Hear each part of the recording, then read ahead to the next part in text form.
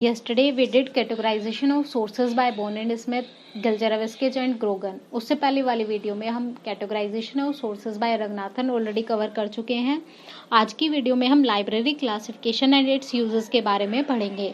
देखिए, classification word का meaning क्या होता है कि क्लासिफिकेशन मीन्स चीज़ों को डिवाइड करना सर्टेन क्राइटेरिया सर्टेन कैरेक्टरिस्टिक्स के बेसिस पे और डिवाइड करने के बाद उनका एक ग्रुप क्रिएट करना, उन्हें एक सिस्टमेटिक ऑर्डर में अरेंज करना. देखिए, जब आप चीज़ों को क्लासिफाई करते हो, डिवाइड करते हो, तो डिवीजन का एक क्राइटेरिया होता है कि हम इन चीज़ों को किस आधार पर बांट रहे हैं.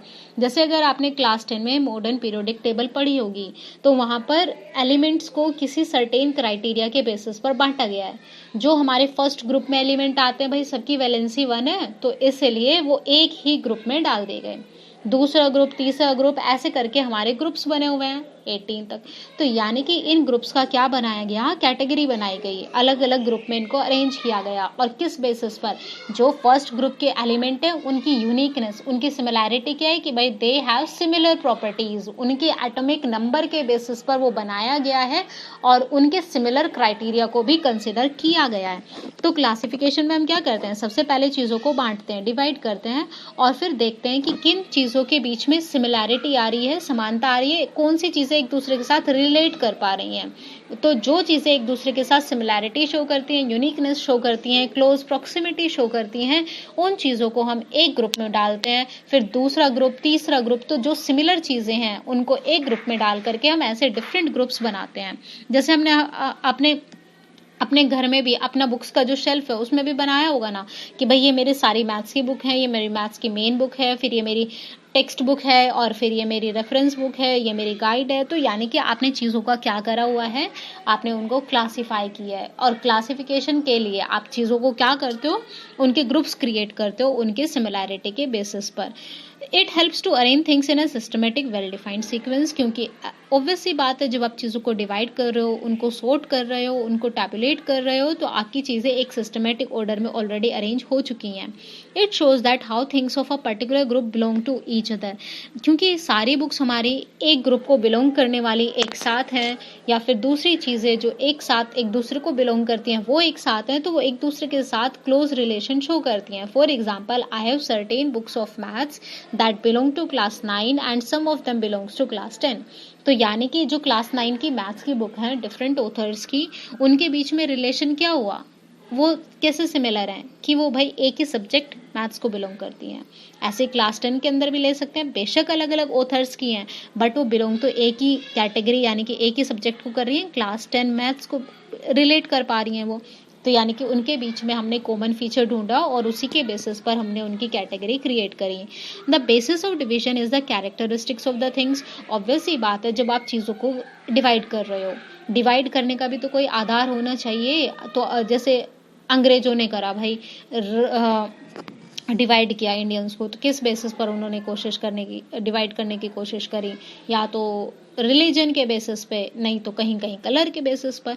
तो यानी कि बेसिस ऑफ डिवीजन भी होता है और उस बेसिस ऑफ डिवीजन को हम क्या बोलते हैं, कैरेक्टरिस्टिक्स ऑफ द थिंग्स. जो भी चीज़ है जिसको डिवाइड किया जा रहा है उसका वो कैरेक्टरिस्टिक्स कहलाता है. अब कैरेक्टरिस्टिक्स में क्या क्या होता है, मतलब कैरेक्टरिस्टिक्स का मतलब उसमें उसकी क्वालिटी इंक्लूड होती है, एट्रीब्यूट इंक्लूड होता है और उसकी प्रॉपर्टी इंक्लूड होती है. जैसे हमने बुक्स के बारे में पढ़ा तो वो उसका क्या एट्रीब्यूट है कि भाई वो क्लास 9 की है, वो क्लास 10 की है. या लैंग्वेज भी हो सकती है कि भाई वो लैंग्वेज हिंदी मीडियम की है और वो इंग्लिश मीडियम की या फिर किसी दूसरे मीडियम की है.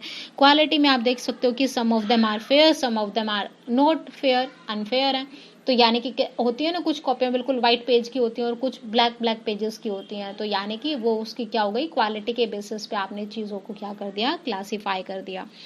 तो अब हम देखेंगे कि यूजेस ऑफ क्लासिफिकेशन. देखिए, क्लासिफिकेशन का सिंपल मीनिंग हमारे पास क्या निकल के आया, to divide the things on the basis of similarity the things show with each other and then arrange them in a well defined group. Now uses of classification. Classification करने के बाद उसका यूज़ क्या है. लाइब्रेरी में classification होता है, हमें पता है कि बुक्स जो हैं अलग अलग शेल्फ में रखी होती हैं, सारी बुक्स जो एक कैटेगरी को बिलोंग करती हैं. तो इसका मेन फ़ायदा क्या है, it allows to arrange document in a well defined, हमारा हाँ एक सिस्टमेटिक ऑर्डर में सारे डॉक्यूमेंट्स अरेंज होते हैं, ठीक है। तो इजीली हम अपनी सारी चीज़ों को लोकेट कर पाते हैं, और इजीली लोकेट कर पा रहे हो तो आप अपना टाइम, अपने कंज्यूमर का टाइम सेव कर पाते हैं। Subject related to each other, तो यानी कि जो सब्जेक्ट के बीच में कॉमन रिलेशन होता है वो सारे के सारे सब्जेक्ट एक साथ होते हैं, और दूसरे सब्जेक्ट जो डिफरेंट कैटेगरीज को बिलोंग करते हैं वो डिफरेंट कैटेगरीज में होते हैं, यानी कि ये यूज़र के लिए, स्टाफर दोनों के लिए ही कन्वीनियंट मेथड माना जाता है। Daily entries, issue, lending, I think आपने ये वाला पॉइंट तो अपने कॉलेज लाइब्रेरी में कंसिडर किया होगा कि जब भी आप वहाँ से बुक लेने जाते हैं, इशू करवाने जाते हैं, तो वो डेली एंट्री करते हैं, और जब आप उसको वापस देने जाते हैं तब भी वो दोबारा एंट्री करते हैं। तो यानी कि अगर आपने बुक्स वेल मैनर में अरेंज की हुई हैं, तो जो डेली एंट्री होती हैं, डेली बुक से रिलेटेड इश्यूज होते हैं कि ये स्टॉक मंगाना है, ये स्टॉक रिप्लेस करना है, तो वो सब कुछ इजीली टैकल हो पाता है।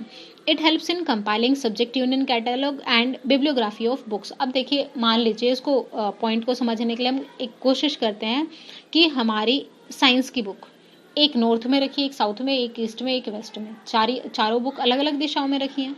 अब उनका बिब्लियोग्राफी बनाना कितना मुश्किल होगा, और वहीं सारी बुक में एक सेंटर में रख दूं, सारी की सारी साइंस की बुक सेंटर। अब bibliography of bibliographies banana easy रहेगा, है ना, उन सारी बुक्स की बिब्लियोग्राफी बनाना। तो क्या रहता है, इससे ईजीनेस आती है काम में।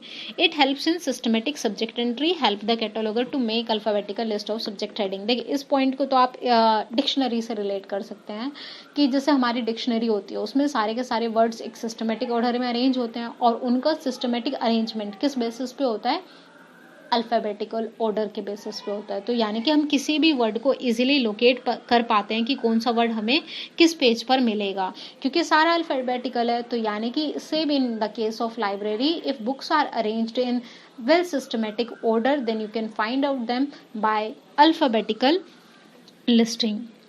This lecture is all about library and classification and its uses, and it overs here. Tomorrow we will do scope and methods of classification. Thank you everyone.